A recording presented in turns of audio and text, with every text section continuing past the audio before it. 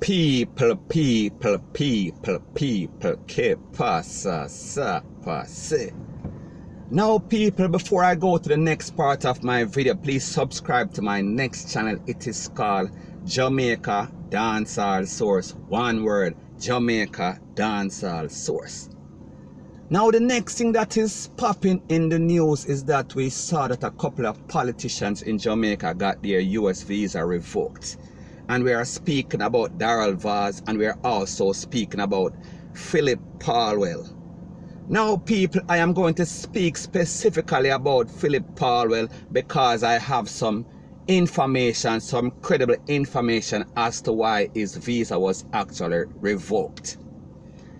Now people, I know that people are acting, and I am speaking about these politicians in Jamaica, they are acting like they are surprised. And if they are innocent victims and Rete and Lele and they don't know why, as if they are treating the US government and the US embassy as if they are their supporters that are always jumping up and down in orange and green, that are uneducated, most of them, and don't have any damn sense. So anyways, I have credible information, and this information was sent to me by a loyal WhatsApp and YouTube subscriber. So anyway, I am going to read exactly what the caption says.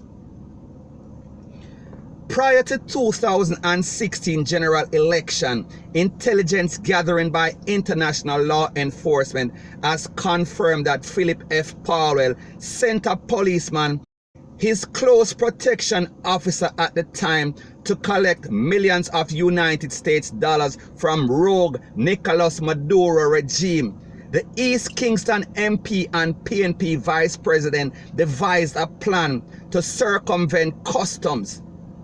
The money was illegally smuggled into Jamaica via a diplomatic kit, which was brought into the island via PDVSA jet. Some of the funds from the rogue Maduro regime were pumped into the PNP 2016 general election campaign. However, Paulwell is accused of keeping the majority of the money for himself and pumping it into his personal, legal and illicit business interests. So people, we are talking about corruption in the worst case scenario, point blank and period. So the caption goes on to say, this is part of the reason why Paulwell's United States visa was revoked. He is suspected of money laundering, bribery, possession of criminal property, and several financial crimes. The then PNP Treasurer Norman Holmes has accused several PNP members, including Paulwell, of stealing campaign funds earmarked for the party. This gave rise to the PNP campaign fund scandal. So people, we are talking about a scandal that has been out there that everybody knows about. Paulwell, who is a close ally of PNP President Dr. Peter Phillip, has been on the radar of US law enforcement for over a decade. Whilst Energy Minister, he was intercepted by international law enforcement authorities attempting to extort prominent businessmen for telecoms and energy sector related license.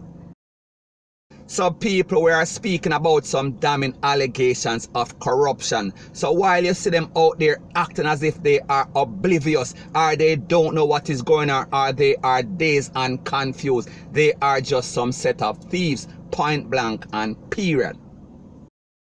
For many, Paulwell has lived a charmed life. Some see him as a corrupt and affable.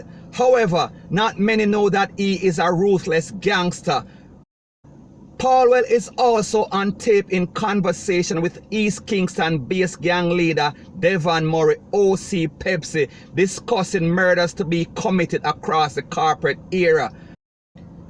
Paulwell's photograph is in the company of Pepsi, featured in a recent anti-gang trial in Kingston.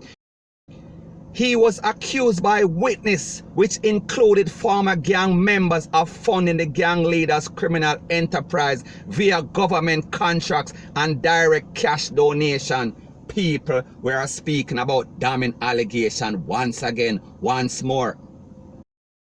Paulwell have over the years forged a feared partnership with East Kingston-based Don Danai Williams. He's also known as a connection boss and is also a close ally of Peter Phillips.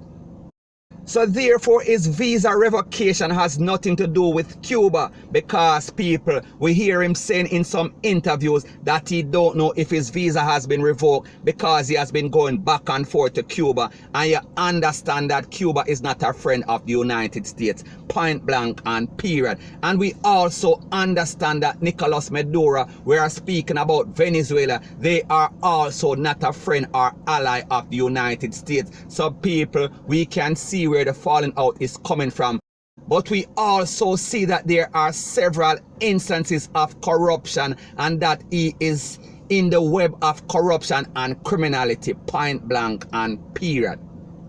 The caption goes on to say, the overwhelming evidence in relation to Paulwell's link to the criminal underground and his direct criminal activities, which include financial crimes and funding contract slap away, led to the revocation of his US visa. So people, here we have it. This is not made up information. Mr. Paulwell knows his history, he knows his reputation, he knows the web that he has been meshing for over a decade. So people, like them say, the chicken finally comes home to roost, and like them say, where there is smoke there is always fire. So when we hear these politicians, including the Minister of Security, may I talk about Horace Chang, talk about they don't know what is going on and they are dazed and confused. We have to remember that US is a different kettle of fish. They have intelligence. They have millions or billions of dollars to actually do investigations. So people, there we have it. And people, like them say, whatever is in the dark will always come to light. So people, we see exactly what is going on. So anyway, people, like me say, it is just my views and opinion. It is not the gospel. Your views and opinion can be respectfully different from mine. But let me know what you think in the comment section. Now people, before I go to the next part of my video, please subscribe to my next channel, my other channel. It is called Jamaica Dancehall Source. One word, Jamaica Dancehall Source. Thank you. Now the next thing that is popping in the news is that we saw that the driver of that infamous garbage truck that basically lost control and basically ran into one little boy that was 7-year-old and the next little picnic and one elderly lady. Now people, when this happened, people kind of got in their feelings, because people start to say, what is this garbage truck doing on the school property and Rete and Lele? And the next thing that we saw is that the Prime Minister and the people that are responsible, we are speaking about the Minister of Education and the Security Minister and everybody, the dog, the puss, and everybody start come out and talk about it was wrong and this and that. However, when it comes to Jamaica and these policy makers, these government officials, we see that they are reactive, they are not proactive. That means that they don't put policies in place to prevent certain sort of thing. So now they are saying that they are going to change policies and make sure that they do proper investigation and mechanical checks on these garbage trucks and Rete and Lele, and make sure the garbage is only picked up from school after school hours when children are not there. So people, what happened before that? Wasn't it a common sense policy that this should have happened way before this incident took place? Yes or no? Let me know what you think in the comment section. So anyways, the moral of this video is that this driver finally gave up himself after about 3 days. And people, based on information that we got from the Popo, it is said that they had spoken to the owner of this truck. And the truth and the fact is that nobody knows exactly what happened. It is just based on the security guard account of the incident. And he basically said the man start up the truck, the driver start up the truck, and the next thing that he saw the truck coming towards him, and then it headed to some picnic. So people, like we say, this is tragedy, and it could have been easily prevented had they put policies into place to prevent and keep the picnic them in a school safe. So anyway, the good news is that the driver gave up himself, and like I said before, the owner of the truck was in communication with the popo, so I don't know exactly what happened. I don't know if he contacted the driver or he gave the popo the driver's information and the popo eventually caught up to him. So people, like we see, the process is moving on, and like we see, it seems like this man is going to take responsibility for his actions, or hopefully. So anyway, people, like me say, it is just my views and opinion. It is not the gospel. Your views and opinion can be respectfully different from mine, but let me know what you think in the comment section. Bless up.